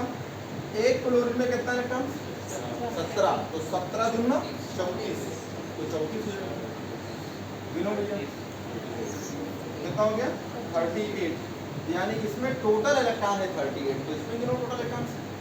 नहीं समझ आ रहा है, एटॉमिक नंबर याद करना पड़ेगा, गाड़ी नहीं चलेगी तो। जीनान कितना 54 पीरियाडिक टेबल दिए हैं, उसको जो है धोबी क्या नहीं देने के लिए, धुलने के लिए, उसको लाना है यहाँ पे डेली गंदा धुलने के लिए। तो इसका हो गया 54 54। अब ये एक फ्लोरीन का बैलेंस इलेक्ट्रॉन बना नहीं, टोटल इलेक्ट्रॉन 9, तो 9 दूनी 18 इसमें जोड़ दीजिए। तो 8 2 10 और 2 12 5 1 6 ये यानी 72। तो देखो यहाँ पर एक मामला गड़बड़ है, स्ट्रक्चर तो सेम है लेकिन इलेक्ट्रॉन सेम नहीं है। तो क्या कहेंगे, आइसो स्ट्रक्चर तो है लेकिन आइसो इलेक्ट्रॉन नहीं। अब और चेक करो किसी को, देखो अब इसमें तो दिख रहा है साफ साफ कि यार स्ट्रक्चर अलग अलग है, ये तो लीनियर हो गया और इसमें 3 लो लगे हैं, इसका मामला गड़बड़ है। अरे देखने में लग रहा है, अब 3 लग गया ना, तो अगर 3 लग गया तो गड़बड़ चेक ना करते हैं, चलो इसको देख लेते हैं। प्रैक्टिस करोगे तब पता चलेगी, मैं वो तुम्हारे तरह बैठ के सोच रहा हूँ तो मुझे क्या आंसर पता निकल जाएंगे। अब इसमें देखते हैं, तो ये अगर निगेटिव है तो चाहे इसी को दे दो चाहे इसको दे दो, कोई दिक्कत नहीं, बनता वही स्ट्रक्चर है। तो आई के पास बैलेंस इलेक्ट्रॉन होता है कितना 7, क्लोरीन क्लोरीन ब्रोमीन आयोडीन के पास बैलेंस इलेक्ट्रॉन 7 होता है। इसमें कितने बी आर हैं, 2, तो एक बी आर इधर दे देते हैं और एक बी आर इधर दे देते हैं। तो एक बी आर के पास आप खुद जानते हैं बैलेंस इलेक्ट्रॉन कितना होता है 7। तो एक काम करो, ये नेगेटिव इसको दे दो, तो इसके पास हो जाएगा 8। नहीं सोच पा रहे, क्लियर हो जाएगा ना, 7 है तो कितना हो जाएगा 8 बना। तो इसके पास देखो 2 2 4, ये 2 6 और 2 8 हो गया, एक नेगेटिव मैंने इसको दे दिया, नेगेटिव किसी को दे सकते हो। लेकिन सही में डिफिनेशन क्या है, इलेक्ट्रॉन का आना या इलेक्ट्रॉन का जाना कहाँ से होता है, सेंटर से। अगर आपसे कोई पूछे कि इलेक्ट्रॉन कहाँ से निकलता है, तो जो सेंटर होता है उसके आउटर सेल से इलेक्ट्रॉन कहाँ आएगा, सेंटर के आउटर सेल में, तो बता चुका हूँ। तो एक इलेक्ट्रॉन इसको दे दिया, तो देखो इसके पास 7 था, एक नेगेटिव वाला हमने इसको दे दिया, तो यहाँ पे पूरा आपको 8 दिख रहा है, गिन लो चाहे 2 ये 2 हो गया, ये 2 ये 4 हो गया, 5 1 6 1 7 1 8। ये देखो इसको मैंने जोड़ दिया, देखो इसके पास भी 8 इसके पास भी 8 और ये भी कंप्लीट, क्योंकि ध्यान सेकंड पीरियड के हैं तो 8 से ज़्यादा बनाएंगे, 8 तो बना सकते हैं, 8 से ज़्यादा। अब करना क्या होगा, इसमें क्या होगा, देखो 2 यहाँ रखे हैं तो आपस में ये क्या पैदा हो जाएगी, रिपल्सन। तो रिपल्सन पैदा हो, उसका रिजल्टेंट आएगा, तो इसका रिजल्टेंट आई का जो रिजल्टेंट है ये आएगा डॉट डॉट, और एक लोन पेयर यहाँ नीचे बैठा हुआ है ये, और ये बी आर रहेंगे, ये बी आर रहेंगे। अब देखो ये लोन पेयर इसको धक्का देगा तो ये नीचे धक्का दे रहा है। जैसे मान लो कोई जो है किसी के टीम के छत के ऊपर खड़ कर धक्का दे रहा है और नीचे से खूंटा लगा है, तो कुछ फर्क पड़ेगी नहीं। अब खूंटा गिरा दो तो वो फन से नीचे गिरेगा, नहीं समझ में आ रहा है। तो ये और ये आपस में क्या हो जाएंगे, बैलेंस। इसे पढ़ा चुका हूँ, खूंटा समझते हो, अरे डंडा समझते हो, गाँव में भाषा पता नहीं क्या बोलते हैं, समझ में आ गया होगा ना। अब अमेरिका से आया हो, खाली हम ही जानते हैं। तो अगर ये धक्का दे रहा है इस पे और ये नीचे से उसको सपोर्ट कर रहा है, तो अगर ऊपर से धक्का देगा तो नीचे सपोर्ट करा होगा तो कोई दिक्कत नहीं होगी, बैलेंस हो जाएगा। तो ये खत्म हो गया, तो ये दिखेगी ये कैसा हो जाएगा, लीनियर। तो इसका हो गया लीनियर। इसको देखते हैं, तो ये भी तो लीनियर बना तो है, यानी ये दोनों कैसे हैं, लीनियर। अब देखो ये वाला स्ट्रक्चर एकदम यही है, इसमें भी अभी देखो दिखाया था, क्या हो जाएगा, ये आपस में क्या पैदा होगा, रिपल्सन। ये रिपल्सन पैदा होगी तो इसके बीच में, अरे कभी देखो ना कोई उसको घर से धो रहा है तो उसको धो रहा है तो दे धनातन धो रहा है, तो बाद में कोई रिजल्टेंट आता है, धोते रहते हैं, वो रिजल्टेंट आएगा ना। यहाँ भी अगर धो रहा है तो रिजल्टेंट आएगा, रिजल्टेंट आता है तो ये रिजल्टेंट हो जाती है, ये रिजल्टेंट है। और देखो नीचे भी एक लोन पेयर है, ये भी रिपल्सन है, तो यहाँ पे क्या होगी, ये दोनों आपस में कैंसिल कर देंगे, तो यहाँ भी सेम बनना है, लीनियर। तो देखो ये सेम है, ये दोनों एकदम सेम है और ये भी सेम, तो इसका मतलब यहाँ और यहाँ तो सेम मिल रहा है, तो दोनों लीनियर हो गए, ये भी लीनियर और ये भी लीनियर। अब आती है इलेक्ट्रॉन गिनने की बात, इलेक्ट्रॉन गिनो। आई में, आयोडीन में कितना होता है टोटल एटॉमिक नंबर, जोड़ो इसको। बैलेंस इलेक्ट्रॉन नहीं, बार बार है ये रहा। ब्रोमीन में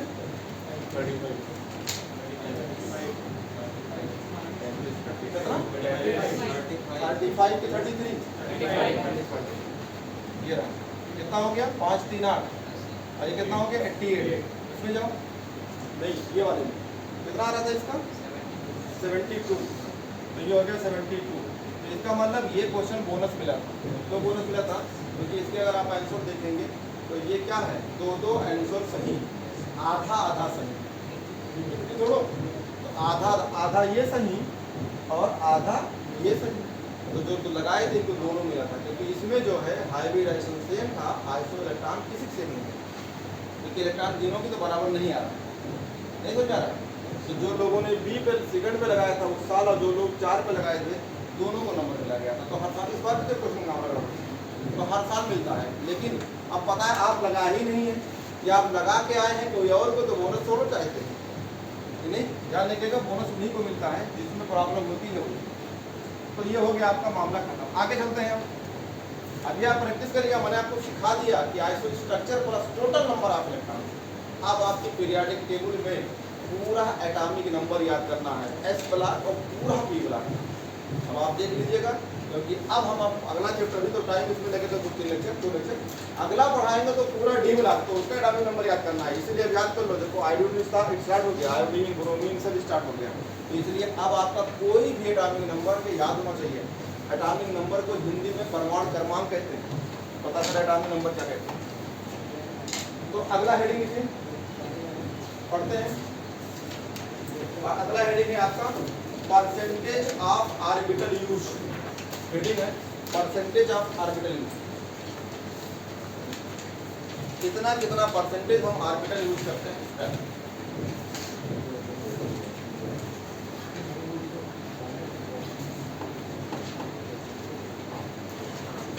परसेंटेज ऑफ ऑर्बिटल यूज।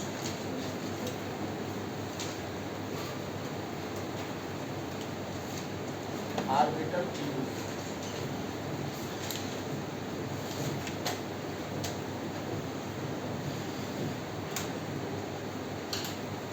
तो परसेंटेज ऑफ ऑर्बिटल यूज में आपके पास बहुत सारे हैं। sp है, sp2 है, sp3 है, sp3d है, sp3d2 है और sp3 आपका d3। कितने सारे हैं। आपसे पूछा कि कितने कितने परसेंटेज कौन कौन यूज हुआ है। तो इसमें अगर मान लीजिए पूरा 100% है, तो 100 में कितने लोग से डिवाइड करोगे, 2 लोगों से, तो एक के हिस्से में कितना आएगा 50-50। तो एक के हिस्से में आ गया 50%, तो 50% एस करेक्टर और 50% क्या होगा पी वाला करेक्टर। तो पी करेक्टर थोड़ा बोलेंगे, अभी आपको पढ़ाए हैं, आप ऑर्बिटल लेते थे, मिक्सिंग करते थे, उतने ही नंबर के नए हाइब्रिड ऑर्बिटल बनाते थे। तो यहाँ क्या सही नाम होगा, परसेंटेज ऑफ एस करेक्टर मतलब percentage of S orbitals. Percentage of P character का मतलब सही नाम होगा परसेंटेज ऑफ पी ऑर्बिटल इस्तेमाल यानी यूज। तो जो लाइन लिखा हुआ है परसेंटेज ऑफ ऑर्बिटल यूज मतलब सही है, लेकिन हम लोग अपनी भाषा में पढ़ते हैं परसेंटेज ऑफ एस करेक्टर कितना है, परसेंटेज ऑफ पी करेक्टर क्या है। इसका सही नाम है percentage of S orbital use. कितना एस ऑर्बिटल इस्तेमाल हुआ था उसके बारे में। ये रहा, ये कितने लोग हैं, 2 और 1 3 यानी 3 लोग हैं। टोटल 100 है, तो 100 को 3 से डिवाइड करना आएगा 33%। तो एक के हिस्से में 33%, तो एस वाला जो है 33.3%। तो ये कितने हो जाएंगे, 2 लोग हैं, तो 33.3 प्लस 33.3, तो टोटल 2 भाई हैं। मतलब 3 लोग चोरी करने के, तो 2 सगे भाई हैं और एक ये है, तो दोनों हिस्सा बांट अपने ले लेगा। तो 66.6% ऑफ पी। ये 4 लोग चोरी करने जाएंगे, 3 और 1 4। तो अब एक के हिस्से मान लो तीनों सगे एक ही घर के तीनों भाई हैं, तो कहेंगे भाई घर में नहीं आ रहा है, तो हमारे जोड़ दो, तो 25 प्लस 25 प्लस 25, तो ये कितने हो जाएंगे 75%। तो 75% पी ऑर्बिटल यूज होगा, और इसमें से जो आपका ये आएगा 25% जो है एस ऑर्बिटल यूज होगा। ठीक है, ये कितने लोग हैं, टोटल है 3 और 1 4 और 1 5। 100 को 5 से डिवाइड करो कितना आएगा 20। तो 20% जो है आपका ये एस वाला जो है 20% एस ऑर्बिटल यूज करेगा। ये तीन भाई एक साथ है, तीनों जोड़ दो तो 20 प्लस 20 प्लस 20, तो ये 60% हो जाएंगे एस वाले, और ये हो जाएगा 20% जो है पी ऑर्बिटल यूज होगा। यहाँ पे कितने लोग हैं, 3 2 5 और 1 6। 100 को डिवाइड करो 6 कितना आएगा, 100 को डिवाइड करो 6 से कितना आएगा, 6 का 9 6 6 4 10 40 कितना जाएगा 36 16.6। तो ये एस वाला जो है 16.6% होगा। तो ये 3 लोग हैं, जोड़ दो आपस में, 16 प्लस 16 प्लस 16 कितना आएगा? इसमें करना है, जोड़ो 3 बार जोड़ दो इसको। 59 आ रहा है क्या? 6 तरीक 18 और 6 तरीक 18 1 19 और 3 1 4 यानी 49.8। तो ये जाएगा 49.8% पी वाला। ये कितना आएगा? 16.6%। इसमें जोड़ लो। दो लोग हैं, हाँ, दो जोड़ दो। 16 दूना 32, 30 कितना 3 आ रहा ना? नहीं आ 6 दूनी 12 और 6 दूनी 12 1 13, ये 23 ना? नहीं 2 है। इसमें आ जाओ 3 3 6 1 7, तो 100 को डिवाइड करो 7 से, ये और कम आ जाएगा, ये आ जाएगा 100, तो 7 से भाग करेंगे तो आएगा 7, ये हो जाएगा आपका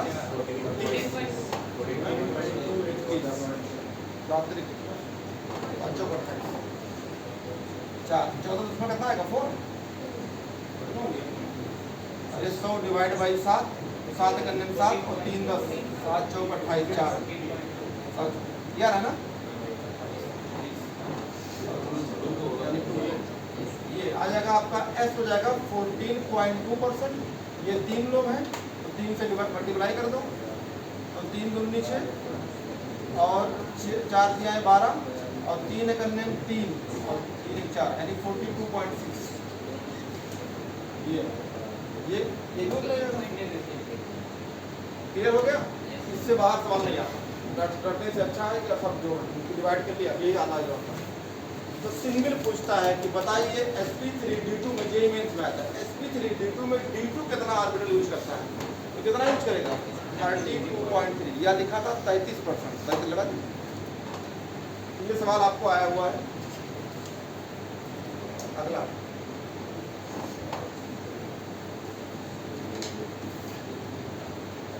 अब आती है आपका ये परसेंटेज ऑफ एस करेक्टर। अब इसका बहुत यूज है ऑर्गेनिक में, तो हेडिंग लिखिए percentage of S character, percentage of S character, ये परसेंटेज ऑफ एस करेक्टर।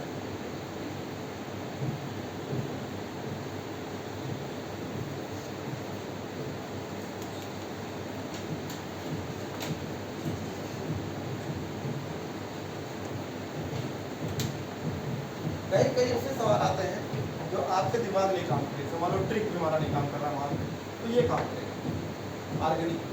तो लिखिए percentage of S character, percentage of S character directly proportional, directly proportional होगा बॉन्ड एंटी के। जितने ज़्यादा कहीं परसेंटेज ऑफ एस करेक्टर होगा तो बॉन्ड एंगल ज़्यादा होगी। पूरा लिखना, हम बीए लिख रहे हैं, तुम पूरा पूरा लिखना है, घर पे जान लो कुछ और समझो, नहीं पता चला बीए पढ़ के आए, बीए लिए तो ये सब साफ रहेगा। ठीक है, इसको पूरा पूरा लिखना नहीं, बीए समझो कि बीए क्या होता है, बीए बेसिक चले जाओगे। तो देखो सामने आपके पास जब कभी कभी हम ना निकले तो परसेंटेज करेक्टर, तो देखो आप इसमें देखिए सबसे ज़्यादा परसेंटेज करेक्टर किसका? एसपी वाला, एसपी में एस का। तो अगर एसपी पढ़ाया था तो बताया था लीनियर होता है, इसका बॉन्ड एंगल 180 होती है। तो देखिए जिसमें परसेंटेज ऑफ एस करेक्टर ज़्यादा होगा उसकी बॉन्ड एंगल ज़्यादा होगी, तुम्हारे सामने दिखा। नहीं समझ आया क्या? अरे पढ़ा दिया था, एसपी पढ़ाया था तो नीचे लिखा था बॉन्ड एंगल 180 और उसके बगल में लिखा था लीनियर। तो एसपी क्यों पढ़ाया था? तो बॉन्ड एंगल बताया था आपको 120 और इसका जो है आपका ट्राइगोनल प्लेनर। तो ये सब याद करना। अभी ऑर्गेनिक स्टार्ट हो जाएगी तो समझ लो, फिर ये सब आपके लिए सब बहुत बेकार लगेगा, क्योंकि बेसिक पढ़ा दिया हूँ तो सब याद होना चाहिए। अगर आपका sp3 है तो पूरी आपको ऑर्गेनिक में सिर्फ यही मिलेंगे। कौन मिलेंगे? ये मिलेंगे, ये मिलेंगे, ये मिलेंगे। ऑर्गेनिक में ये नहीं मिलेंगे। क्यों? क्योंकि कार्बनिक केमिस्ट्री किससे बनी है? कार्बन से। और कार्बन कहाँ है? सेकंड पीरियड का। तो सेकंड पीरियड में तो डी होता नहीं है, तो तुम किसी फंसा दो। अच्छा बताओ, हम सवाल पूछेंगे, बता दो कि बताओ ऑर्गेनिक केमिस्ट्री में किसका हाइब्रिडाइजेशन sp3d होता है? ना पगला जाए तो कहना, खोपड़ी फोड़ देगा, पूरी गूगल खोल डालेगा, लेकिन आंसर नहीं मिलेगा उसको। तुमने उसको फंसा दिया ना कि ऑर्गेनिक में कौन सा ऐसा मॉलिक्यूल है जिसका हाइब्रिडाइजेशन sp3d होता है। फंस गया वो, क्योंकि ऑर्गेनिक केमिस्ट्री किससे बनी है? कार्बन से, हाइड्रोजन से, नाइट्रोजन से। तो उसमें तो हाइब्रिडेशन डी आएगा ही नहीं समझ आ रहा है क्या? खाली हम ही पढ़ रहे हैं, नहीं समझ रहे हैं।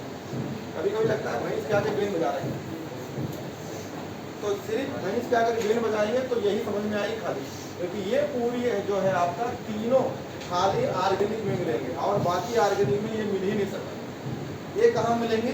बियॉन्ड सेकंड पीरियड के नीचे या फिर डी ब्लॉक। तो वो सब चीज़ें आगे की बात है। तो देखो परसेंटेज ऑफ एस करेक्टर कितना इंपॉर्टेंट है कि बॉन्ड एंगल बता देती है। अगला परसेंटेज ऑफ एस करेक्टर्स, आगे लिखते जाओ। अगला है इलेक्ट्रॉन नेगेटिविटी, बहुत इंपॉर्टेंट है। जहाँ जहाँ आपको फोन लगाएंगे, अगर फोन नहीं लगेगा तो ये एस यूज करेंगे। तो इलेक्ट्रॉन नेगेटिविटी पूरा लिखना EN ब्रैकेट में पूरा इलेक्ट्रॉन नेगेटिविटी। घर पे भूल जाओगे कि EN क्या होता है, फिर EN है, BN है, CN है, तमाम सारा पता नहीं रहेगा। तो इलेक्ट्रॉन नेगेटिविटी, तो जहाँ जिस सवाल से आपका फोन से नहीं निकलेगा आंसर, वो यहाँ पे हम परसेंटेज एस करेक्टर से निकालेंगे। ध्यान रखिएगा, अभी देखो सवाल देता हूँ। कहीं भी आपको बॉन्ड एनर्जी या बॉन्ड डिसोसिएशन एनर्जी की बात आ जाए, बॉन्ड तोड़ रहे हैं और नहीं पता हो पा रहा है कितना एनर्जी है, तो इसको इस्तेमाल कर लेंगे। तो डायरेक्टली प्रोपोर्शनल बॉन्ड एनर्जी के, या आप लिख सकते हैं ब्रैकेट में बॉन्ड डिसोसिएशन एनर्जी या बॉन्ड एनर्जी। ये है इलेक्ट्रॉन नेगेटिविटी और BE है, कल भी पढ़ाया था तो बताया था, बॉन्ड डिसोसिएशन, बॉन्ड एनर्जी का मतलब बॉन्ड डिसोसिएशन एनर्जी। हम बॉन्ड तोड़ के देखते हैं एनर्जी, ऐसे नहीं बता पाएंगे कि बॉन्ड एनर्जी कितना। आगे लिखा रहे हैं, चलो आगे चलो। इंथैल्पी वर्ड यूज नहीं ना, इंथैल्पी वर्ड अलग अलग यूज हो जाती है ना। अरे इलेक्ट्रॉन गेन इंथैल्पी भी होती है, आयनेशन इंथैल्पी होती है, इसमें कई सारे होते हैं। इंथैल्पी आप बॉन्ड फॉर्मेशन में आती है, इसलिए इंथैल्पी वर्ड नहीं यूज करेंगे। तो फिर पर्टिकुलर आप पूछें किसकी इंथैल्पी, तो हम फंस जाएंगे। और बॉन्ड डिसोसिएशन कॉमन वर्ड हो गया, चाहे जिसकी एनर्जी हो सब में इस्तेमाल करो। तो वर्ड कहाँ यूज करना है ये आपको ध्यान रखना। अगर इंथैल्पी यूज करेंगे तो आपको पूछेगा नहीं, अच्छा बताओ आयनेशन इंथैल्पी बताओ, इंथैल्पी मतलब एंथैल्पी ऑफ फॉर्मेशन बताओ, एंथैल्पी ऑफ इलेक्ट्रॉन गेन बताओ, तो आप फंस जाएंगे। तो इसलिए एनर्जी यूज करो। अगला देखिए, अभी हमने कल आज ही पढ़ाया था बॉन्ड ऑर्डर, कल भी पढ़ाया था कि बॉन्ड ऑर्डर बताई जाती है स्टेबिलिटी। और मान लो ना निकाल पाए, तब आप हम स्टेबिलिटी किससे निकालेंगे? बॉन्ड स्टेबिलिटी किससे निकालेंगे? एस करेक्टर से। बहुत इंपॉर्टेंट है, तो लिख लीजिए बॉन्ड स्ट्रेंथ। बॉन्ड पूरा लिखिएगा, बॉन्ड स्ट्रेंथ नहीं, BS कुछ और समझ में आएगा। बॉन्ड स्ट्रेंथ, अगर आपका मान लो बॉन्ड ऑर्डर से आंसर नहीं निकलता है, तब आप परसेंटेज ऑफ एस करेक्टर से भी लेंथ निकाल सकते हैं, लंबाई। बॉन्ड लेंथ यूनिवर्सली रिलेशन होगा, bond length universally relation, PL पूरा नाम है बॉन्ड लेंथ। और एक चीज पूरी ऑर्गेनिक में घूमती रहेगी जिसका नाम होगा एसिडिटी, एसिडिक करेक्टर्स। एसिडिटी बहुत इंपॉर्टेंट चीज है, acidity. Percentage of S character जो है एसिडिटी बता दो। अब यहाँ पे जब इतना इंपॉर्टेंट हो गया यार, परसेंटेज एस करेक्टर इतनी सारी चीज बता दो। अगर मान लो इलेक्ट्रॉन नेगेटिविटी हम फोन से नहीं निकाल सकते हैं, तो तुरंत जाइए हाइब्रिडेशन निकालें इलेक्ट्रॉन नेगेटिविटी। अगर हम बॉन्ड ऑर्डर गड़बड़ कर रहे हैं, बॉन्ड ऑर्डर निकाल के भी हम बॉन्ड नहीं बता पा रहे हैं, तो क्या करेंगे? टेंशन छोड़ो, किसमें चले जाएंगे? परसेंटेज एस करेक्टर निकालो, बॉन्ड ऑर्डर बताओ, परसेंटेज एस करेक्टर निकालो, बॉन्ड लेंथ बताओो, परसेंटेज एस करेक्टर निकालो। देखो 2017 से लेकर सवाल लगातार एसिडिक करेक्टर, हमारा यहाँ ट्रिक सन ट्रिपल बॉन्ड कार्बन से डायरेक्ट लगा हुआ एसिडिक होता है। तो मैं ट्रिक सिखाऊंगा और यही ट्रिक को एस करेक्टर से प्रूव कर दूंगा। तो अब मैं धीरे धीरे जो आगे बढ़ रहा हूँ, तो इसका मतलब अब आपका ब्रांच निकलने वाला है, क्योंकि आप केमिकल बॉन्डिंग से अब तमाम सारे ब्रांच निकलेंगे, बहुत सारे चैप्टर निकलने वाले हैं। देखिए ऑर्गेनिक पूरा पढ़ा दूंगा, एस करेक्टर कोलेस्ट्रॉल, इतनी सारी चीज़ें एक साथ। तो सोचिए, याद रहिएगा, जहाँ आपका बताते नहीं, जहाँ आपका दिमाग काम करना बंद कर दे, वहाँ पे क्या चलता है? जुगाड़। जुगाड़ का मतलब ट्रिक्स। तो अगर एग्जाम में 3 घंटा 20 मिनट के अंदर पूरी केमिस्ट्री तो याद नहीं रहेगी, तो पता है किसी को भी, तो वहाँ एक ही चीज़ याद रहेगी, इसको ट्रिक्स बोलते हैं। तो देखो और देखते हैं, बेटा दे इसको, इसका अप्लाई करा, बहुत इंपॉर्टेंट है, ये समझ लो, ये अमृत है, अगर इसको पी लोगे मरोगे नहीं, इतना इंपॉर्टेंट है, समझ लो, बहुत इंपॉर्टेंट है, एक साथ बहुत सारी चीज़ें। और देखते हैं 2017 का सवाल।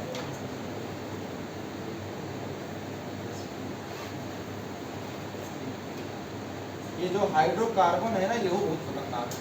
आई तो किद्दी भर का, लेकिन इतना रुलाता है ये।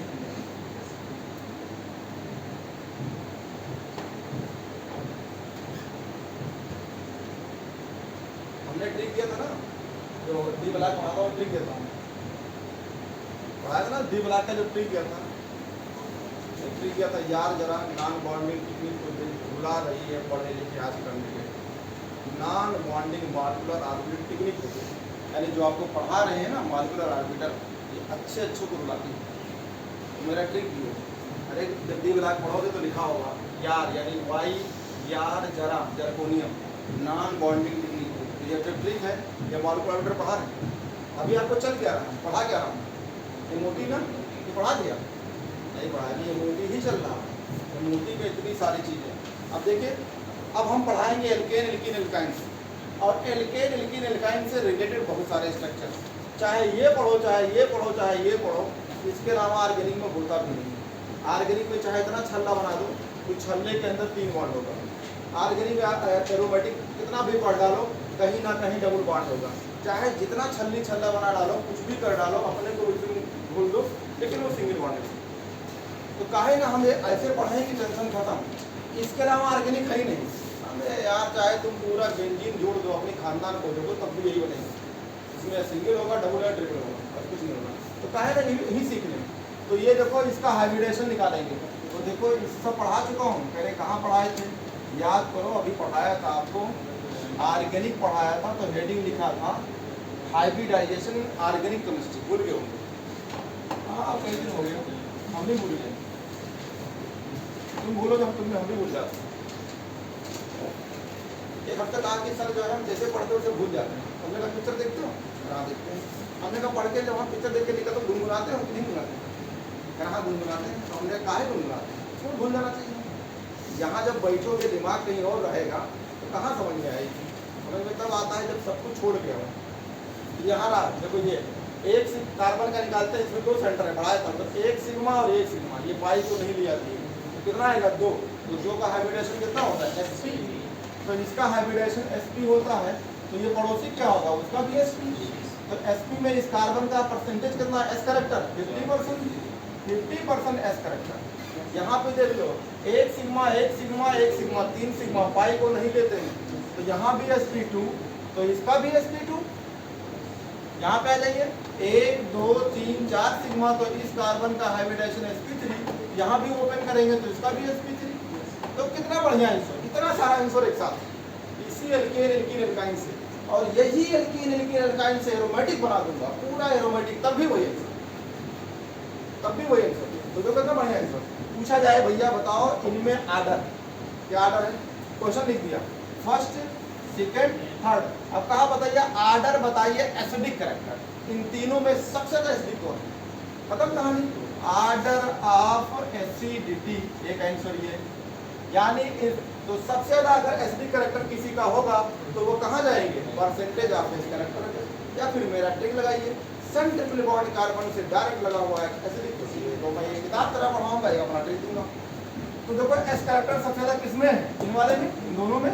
तो पहला आंसर क्या होगा, पहला इन दोनों में आएंगे। परसेंटेज ऑफ एस कैरेक्टर किसमें मिलेगा, दूसरे वाले में, तो दूसरा में जाएगा, ये तीसरा में जाएगा। अब कह रहे तो पिद्दी भर के सवाल पूछते हैं आप, बड़ा सवाल पूछिए।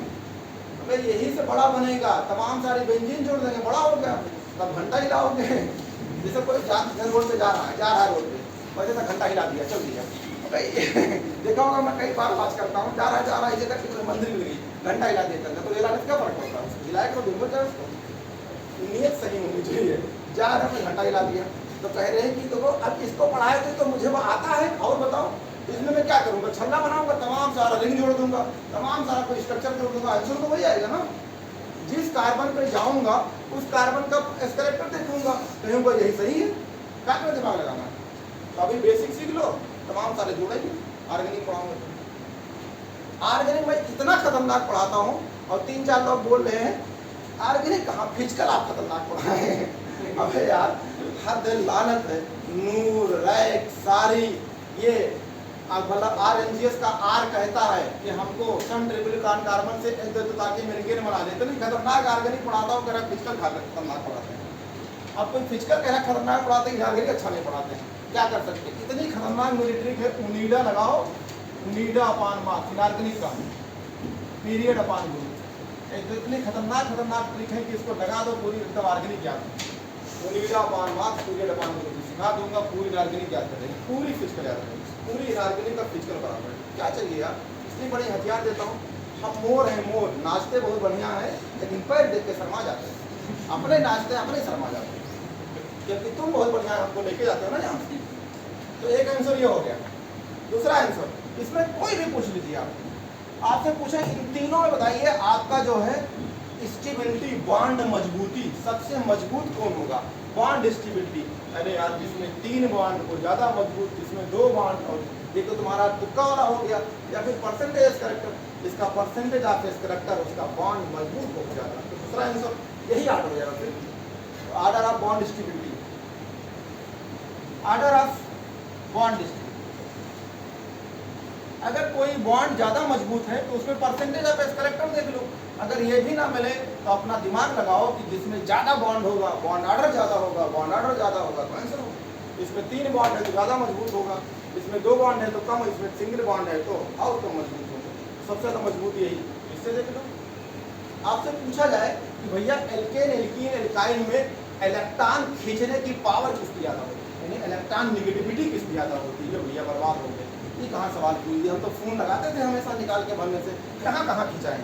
ये देखो फोन लगा दो, हमारा ट्रिक था फोन लगा दो।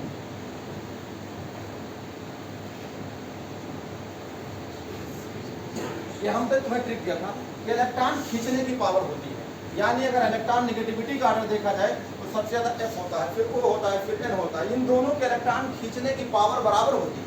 उसके बाद कार्बन और सल्फर के इलेक्ट्रॉन खींचने की पावर बराबर होती है। तो हमने कहा था जहाँ दिमाग काम करना बंद कर दे वहाँ ये लगाया। अब यहाँ पे तो कार्बन सेम है, कार्बन सेम, इलेक्ट्रॉन कौन खींचेगा, ये तो फंस गए, ये तो हम बर्बाद हो गए। बर्बाद कैसे हो सकते हैं, ये रहा नहीं तरीका, बर्बाद नहीं हो सकते। जिसका परसेंटेज आपके स्ट्रक्चर ज़्यादा होगा उसकी इलेक्ट्रॉन निगेटिविटी ज़्यादा होगी। ये इतनी खतरनाक ये लाइन है कि आप सोच नहीं सकते। यहाँ लिख दीजिए आर्डर ऑफ इलेक्ट्रॉन निगेटिविटी।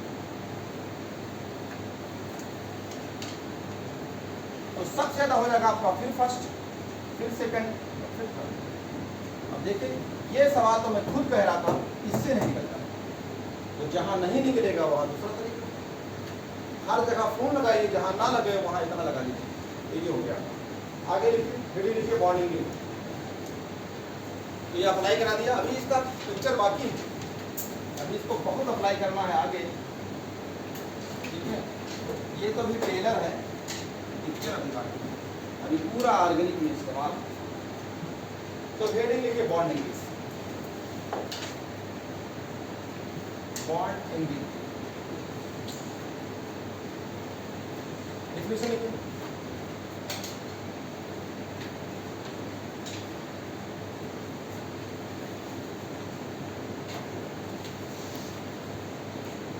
छोटे छोटे एल्केन एल्कीन एल्काइन से हम आपको पूरा एरोमेटिक एलिफेटिक पढ़ा दूंगा, पूरा बड़ा बड़ा स्ट्रक्चर, लेकिन आंसर निकलेगा इसी छोटे छोटे स्ट्रक्चर से ही निकलेगा। तो यहाँ पे एक लाइन लिखना होगा आपको, और लाइन होगा द एंगल बिटवीन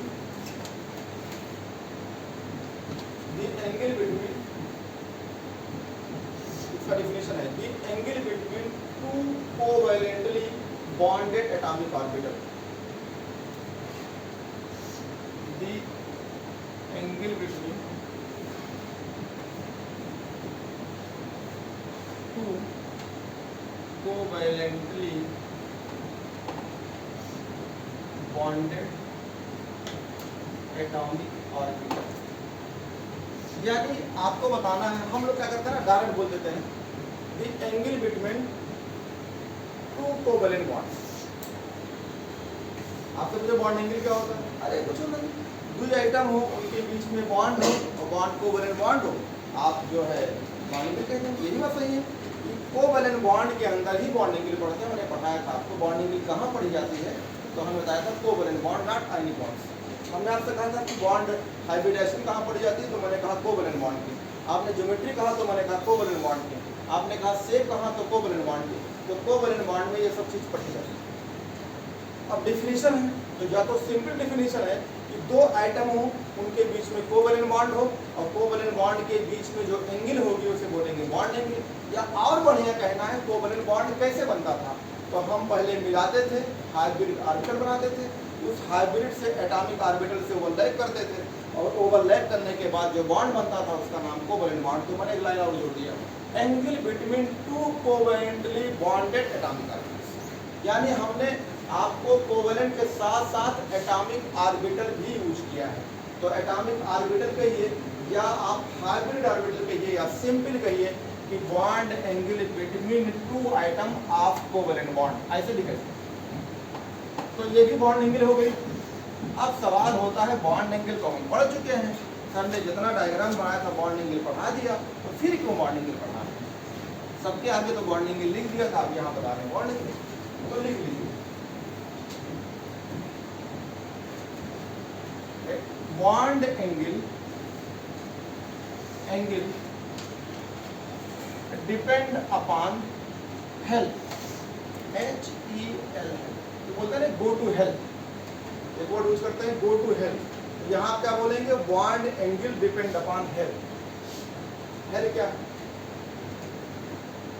तो हेल्थ का मतलब होता है हाइब्रिडाइजेशन, H का मतलब हाइब्रिडाइजेशन, तो हाइब्रिडाइजेशन होता है।